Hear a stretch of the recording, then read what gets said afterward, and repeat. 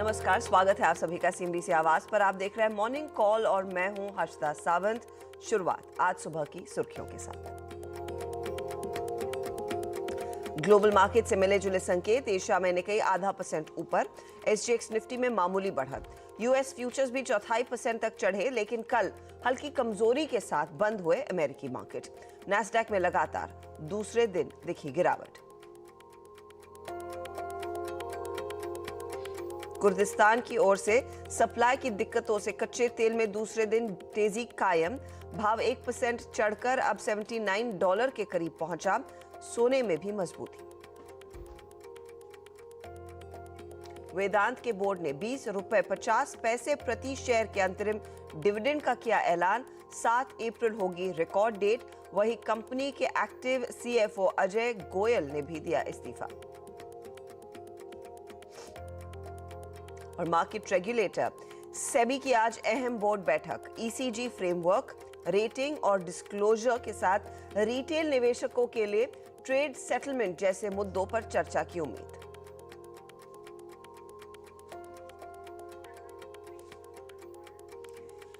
Good morning. ये है penultimate session, यानी कि मार्च सीरीज की एक्सपायरी का दिन, और इस पूरे हफ्ते हमने देखा है ये तीसरा ट्रेडिंग सेशन, और हर दिन जो रेंज है वो और भी नैरो होती हुई दिखाई दी है।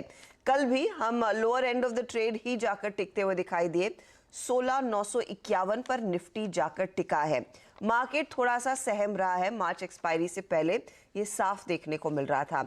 निफ्टी बैंक हालांकि कल यहां पर लास्ट आवर में रिकवरी देखने को मिली, 136 अंकों का इजाफा। हालांकि अभी भी आप देखिए तो 39,600 के नीचे ही दिन जाकर टिकता हुआ दिखाई दिया, लेकिन आखिरी आधे घंटे में ICICI bank, axis bank, HDFC की बदौलत दरअसल कुछ रिकवरी देखने को मिली थी।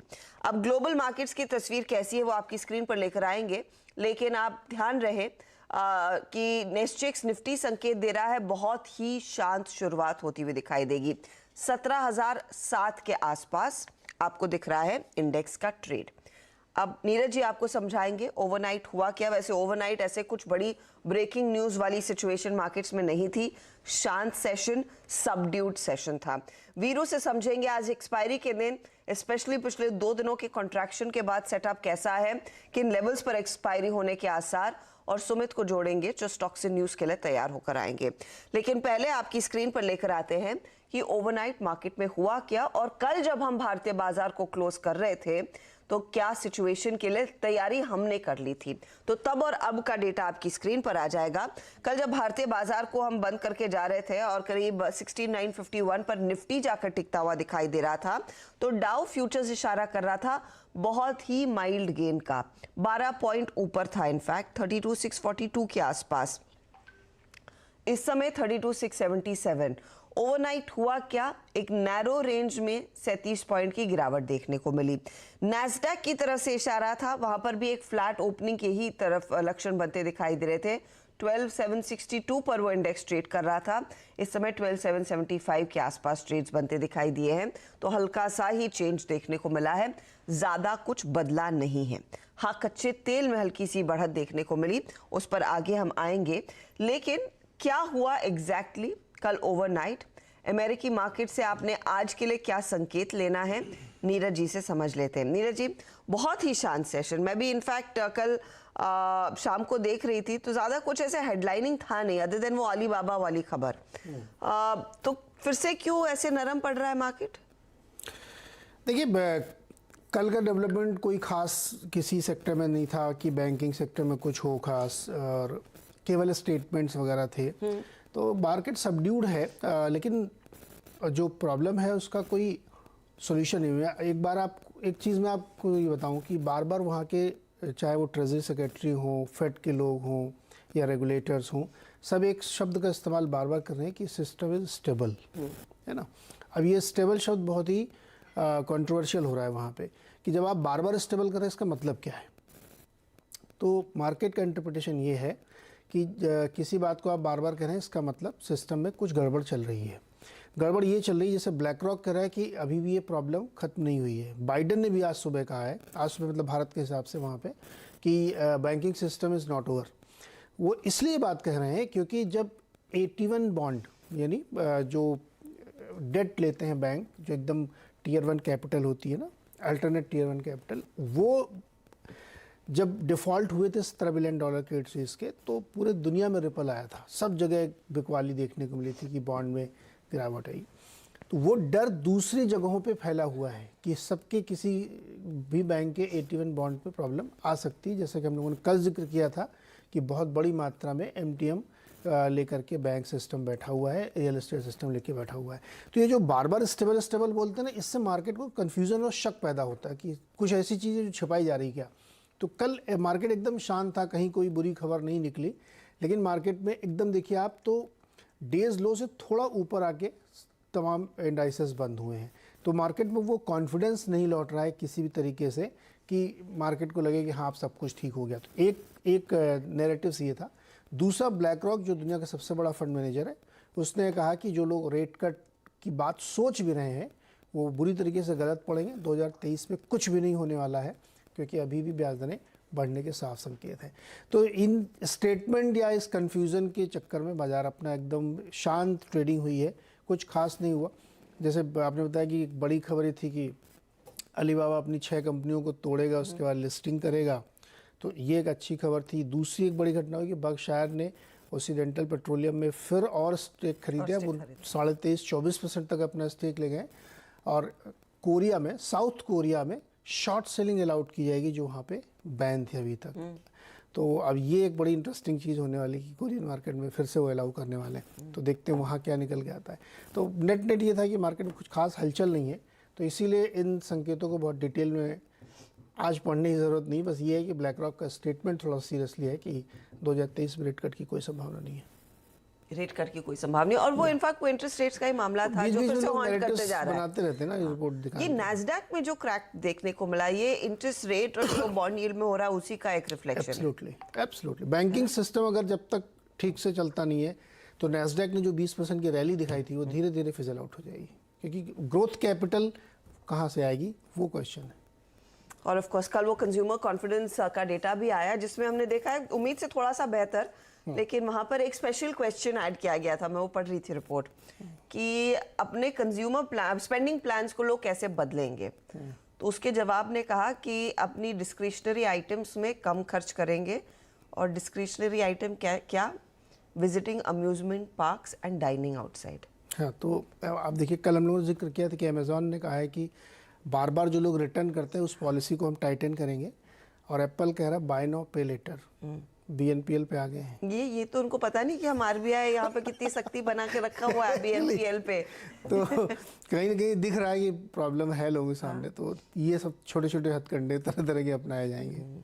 और लोग अगर बाहर खाना नहीं खा रहे हैं तो वो एक संकेत है, वो तो पहला साइन हो जाता है कि अब लोग अपनी बजट को टाइट रखना चाह रहे हैं, ज्यादा कुछ फालतू फिजूल खर्ची नहीं करेंगे। कुछ अच्छा खाना है तो घर में ही बना लीजिए, जो फ्रिज में है या उसी को खा लीजिए। चलिए विरूप, गुड मॉर्निंग। आज का सेशन एकदम इम्पोर्टेंट, मार्च एक्सपायरी, और इस सीरीज में वैसे भी हमने देखा है करीब 500-550 पॉइंट की गिरावट निफ्टी ने दिखाई है। और आज कमजोरी आती तो मैं एक रिपोर्ट ये पढ़ रही थी कि स्मॉल कैप्स तो 40% नीचे आ जाएंगे। ये बताइए, आज का सेटअप तो है वैसे फीका, लेकिन इस फीकेपन में अगर कुछ निकालना है तो क्या वो ट्रेड होगा? Good morning Harshita, good morning Neeraj ji. देखिए कल भी हमारी अप्रोच थी हर्षिता, इस बाजार को का अपसाइड प्रोटेक्ट कर रखा है 10 डे एक्सपोनेंशियल मूविंग एवरेज ने। जब जब वो मिले तब बेचिए। तब कल भी अगर आप देखें निफ्टी लो पर आया और उस लेवल को फिर टेस्ट किया, और रिवर्सल कहाँ से आया? 10 डे एक्सपोनेंशियल मूविंग एवरेज। आप 10 डे में ड्रॉ कर लीजिए निफ्टी का पिछले 3 दिन का हाईएस्ट क्लस्टर एग्जैक्टली वही है। उस जोन में निफ्टी हर्षिता जाने में भी दिक्कत महसूस कर रहा है। कॉल राइटर्स के जोन में जाने को तैयार नहीं है, कोलैप्स वहीं से होता है। लेकिन कल निफ्टी ने भी शॉर्ट ट्रेड दिया, निफ्टी बैंक ने भी शॉर्ट ट्रेड दिया, लेकिन निफ्टी बैंक की जो थोड़ी बहुत रिकवरी थी वो थोड़ी सी इंप्रेसिव थी। और कैंडल का फॉर्मेशन जो निफ्टी बैंक का, वो थोड़ा सा अगर आप देखें अच्छा था इन कंपैरिजन टू निफ्टी 50। अब इसमें एक दिक्कत भी है और इसमें अगर आप देखें खूबी भी है। इन आइसोलेशन थोड़ा सा निफ्टी बैंक ने अपनी स्ट्रेंथ को रिकलेक्ट किया, बट ऐसा दिक्कत यह है जिसकी बात अभी आप और नीरज जी कर रहे थे, निफ्टी आईटी का ब्रेकडाउन। आपको याद होगा हर्षिता ने लास्ट वीक चर्चा भी की थी, और इनफैक्ट इसी हफ्ते, कि अगर 27,800 की ट्रैजेक्टरी वॉलेट हुई निफ्टी आईटी में, तो एक 26,000 तक का डाउन साइड खुल जाएगा। और आप यकीन मानिए इसने 3 महीने के अपने बेस को वॉयलेट कर दिया है और इसका 100 वीक एक्सपोनेंशियल मूविंग एवरेज बहुत दूर प्लेस्ड है। सो निफ्टी आईटी की वीकनेस निफ्टी आईटी पर भारी पड़ रही है। कैसे अप्रोच करूंगा मैं इस सेशन को? देखिए एफआईएस की कल अगर आप देखें कुछ बैंक के आंकड़े थे और बट एफआईएस ने मोर और लेस अपने इंडेक्स को थोड़ा सा जो शॉर्ट्स थे उस पर कैपिटलाइज किया और करीब 930 करोड़ रुपए का इंडेक्स बेचा। 7,000 कॉन्ट्रैक्ट यहाँ पे लॉन्ग, 2500 कॉन्ट्रैक्ट शॉर्ट कवर किए। स्टॉक फ्यूचर्स में बिकवाली करी और 147 करोड़ रुपए की 7600 कॉन्ट्रैक्ट शॉर्ट कवर किए, लॉन्ग कवर किए और 2800 कवर शॉर्ट कॉन्ट्रैक्ट किए। कॉल लॉन्ग काटी, कॉल शॉर्ट काटी और अच्छी बात यह है कि 37,000 कल पुट शॉर्ट करी। मेरी अप्रोच क्या रहेगी? मेरी अप्रोच वही सिंपल है। याद रखिएगा इस बाजार को ऑप्शन राइटर्स ने ग्रैब कर रखा है, बुरी तरीके से अगर आप देखें लपेट रखा है। आप लेके आइए निफ्टी के लेवल्स, ये तो एफआईएस के कॉन्ट्रैक्ट्स हैं, इसकी बात हो गई, आगे चलते हैं। निफ्टी लेके आइए ऑप्शन राइटर्स 17,000, 17,100, 17,200 पे बहुत स्ट्रॉन्ग ग्रिप ले रखी है कॉल राइटर्स ने। कल भी उन्होंने हमें 17,070 के क्लस्टर के ऊपर निकलने नहीं दिया। ये आपकी स्क्रीन पे है। Look at outstanding Y at 17,000, it's 1.43 CR, huge. और नीचे पुट राइटर्स के पास अगर कहीं पर एक बड़ा कन्विक्शन है तो वो है 16,800, जिसको वो कहते हैं कि हम डिफेंड कर लेंगे। मेरी अप्रोच क्या रहेगी? देखिए कंप्लीटली रेजिस्टेंस वन, जैसे कि मैंने कल मेंशन किया था और आज भी मेंशन करूंगा, इट्स अ सेल जोन। जब जब मिले आपको सेल करना है जोन में। कल भी वो ट्रेड बहुत बखूबी गया इस जोन में, मतलब फर्स्ट रेजिस्टेंस पे आपको सेल करना है 17,032, 17,110। ये जो 110 है ना, दिस इज 10 डेमा क्लस्टर एज वेल। और अगर ये कटेगा तो आपको 156 और 207 मिल सकता है, जो कि आपका 20 डे एक्सपोनेंशियल मूविंग एवरेज है। बट टिल द टाइम आप इसके नीचे हैं, it's a sell on rise. नीचे फिर कहूंगा, जैसे कि पिछले 2 सेशंस में कह रहा हूं कि डीआईएस की बैंक जब आती है वो नीचे से थ्रस्ट जनरेट करती है, पुल बैक जनरेट करती है। तो आपको 902, 844 या फिर 811 इस क्लस्टर्स में जब अपने शॉर्ट्स को जब पिक करना है, कवर करना है, तो लॉन्ग के प्रोस्पेक्टिव से भी काम करना पड़ेगा। और अब आते हैं निफ्टी बैंक पे। निफ्टी बैंक आज का एक लीड इंडिकेटर रहेगा, मतलब कि अगर निफ्टी आईटी कोलैप्स हो रहा है और निफ्टी प्रेशर में है, but in isolation Nifty bank क्या कर रहा है? दरअसल कल के सेशन को अगर आप निफ्टी बैंक के देखें, इसने ज्यादा समय अपने 10 डे एक्सपोनेंशियल मूविंग एवरेज के नजदीक बिताया in comparison to Nifty. Nifty ने नीचे बिताया, इसने नजदीक बिताया उसके। लेके आइए ऑप्शन राइटर्स 40,000 पे एक बड़ा कॉल राइटर बैठा है और नीचे 39,000 पे एक बड़ा पुट राइटर बैठा है। एक टसल है 39,500 पे कॉल राइटर्स और पुट राइटर्स पे, जहां पे शॉर्ट स्ट्रेंगल्स क्रिएट हुई हैं, जहां पे कॉल भी बिकी है, पुट बिकी है। बट मेरी अप्रोच क्या रहेगी? इट्स अगेन जो ट्रेड जोन है निफ्टी बैंक का वो क्या है, आइए सुनते हैं, देखते हैं। वो trajectory 39,660 that is 10 day exponential moving average और 39,740 ये एक सप्लाई जोन है। जब तक इसके नीचे है सेल एंड राइज। प्रोस्पेक्टिव ये होगा कि आप बेस 1 के आसपास, बेस 2 के आसपास अपने शॉर्ट्स को कवर कर लेंगे कि और वहां पे लॉन्ग के बारे में सोचेंगे। बट याद रखिएगा इन एनी सर्कमस्टेंसेस अगर 39,740 कटता है 10 डेमा और उस 2 कैंडल्स के हाइस कटते हैं, तो अ स्विंग टुवर्ड्स 40,000 पॉसिबल है, 40,013। वहां पे आपका 200 डे एक्सपोनेंशियल मूविंग एवरेज है और 20 डेमा है। याद रखिएगा किसी भी रिकवरी का लीड इंडिकेटर आज निफ्टी बैंक होगा। हर्षदा। वीरू, एक और चीज, ये जो एफआईआईस की बाइंग का आंकड़ा आया है 1531 करोड़ का, इतनी बड़ी तो कोई ब्लॉक्स नहीं हुई थी कल। नहीं, हाँ, वही मैं कह रहा हूँ, मैं भी हर्षदा लोकेट करता रहा, कोई ब्लॉक नहीं हुआ है, तो मैं इसको शायद एक बैंक की फिगर ही मान के चलूंगा वही। लेकिन दिक्कत ये ना हर्षदा, वो जो 4-5 दिन से शॉर्ट को वो कैपिटलाइज नहीं कर रहे थे, वो कवर कर रहे थे, उस पर उन्होंने फिर ग्रिप करना शुरू कर दिया। दिक्कत ये है, इसलिए इस पर्सपेक्टिव से मैंने इस डेटा को नेगेटिव साइड पर रखा है। होगा अब, और काफी दिनों के बाद ये एक सरप्राइज लगा मुझे। तो लगा पहले तो मैंने खुद गलत पढ़ लिया, शायद सेलिंग ही होगी, और फिर से देख रही हूँ तो नहीं, डोमेस्टिक इंस्टीट्यूशंस ने 156 करोड़ बेचे, लेकिन एफआईआईएस ने करीब 1531 करोड़ की कैश मार्केट में खरीदारी की है।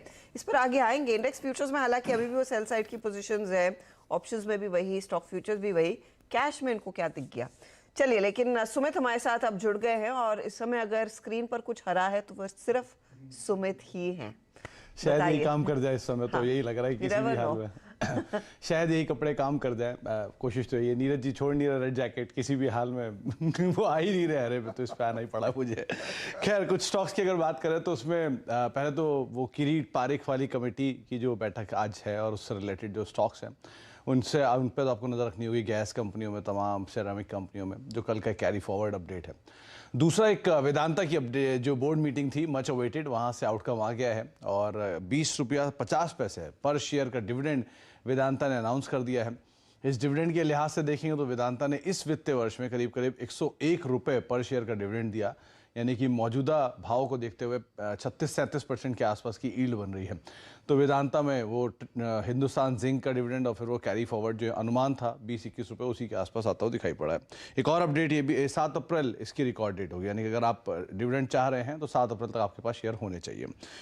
कंपनी के कार्यवाहक CFO अजय गोयल साहब ने इस्तीफा दे दिया है, ये एक और अपडेट जो कि वेदांता से आता हुआ दिखाई पड़ा है। SML Isuzu, जहाँ पे कंपनी ने अपने प्रोडक्ट्स के दाम बढ़ाए हैं, इन्होंने गाड़ियों के दाम 4 से लेकर 6% तक बढ़ा दिए हैं और ट्रक्स के दाम जो है 4% और बसेस के दाम करीब 6% के आसपास बढ़ाए हैं। तो ये प्राइस हाइक अच्छा ट्रिगर है, इसलिए कामकाज करेगा।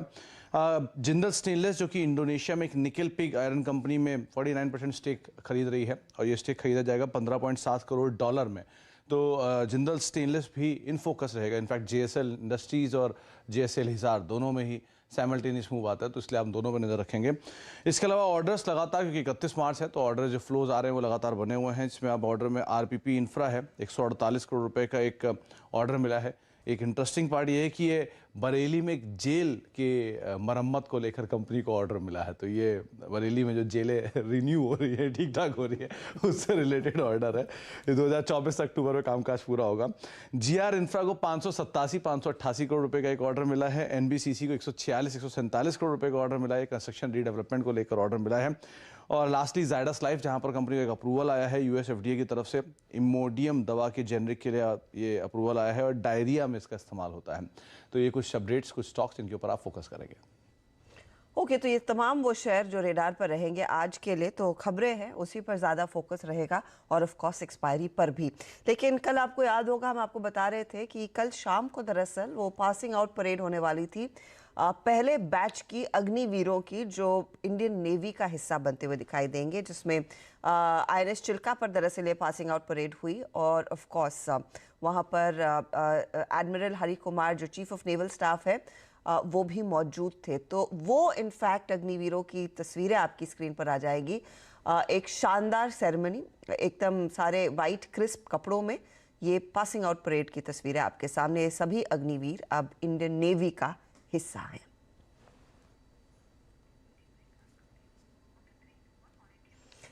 चलिए, इसी मोड पर हम लेंगे एक छोटा ब्रेक, लेकिन कमोडिटी मार्केट के संकेत कैसे बन रहे हैं, खासतौर से कच्चा तेल हर टिक के साथ ऊपर ही जा रहा है। आज के लिए ट्रेड क्या हो, उस पर राय।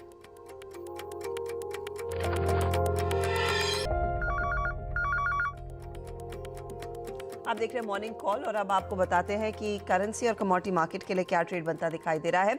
कल जब भारतीय बाजार बंद करके जा रहे थे 78.62 के आसपास कच्चा तेल ट्रेड कर रहा था, जो बढ़कर अब $79 के करीब आ गया है और सोने की भी चमक लगभग बढ़ती हुई 1953 पर था ये लेवल, 1972 पर आ चुका है, यानी कि वहाँ पर करीब $20 तक का मूव देखने को मिला है। अब ऐसे में आपकी क्या रणनीति हो, उस पर हमने एक राय आपके लिए मंगवाई है। केडिया कमोडिटीज के अजय केडिया की तरफ से पोजीशंस आ रही हैं।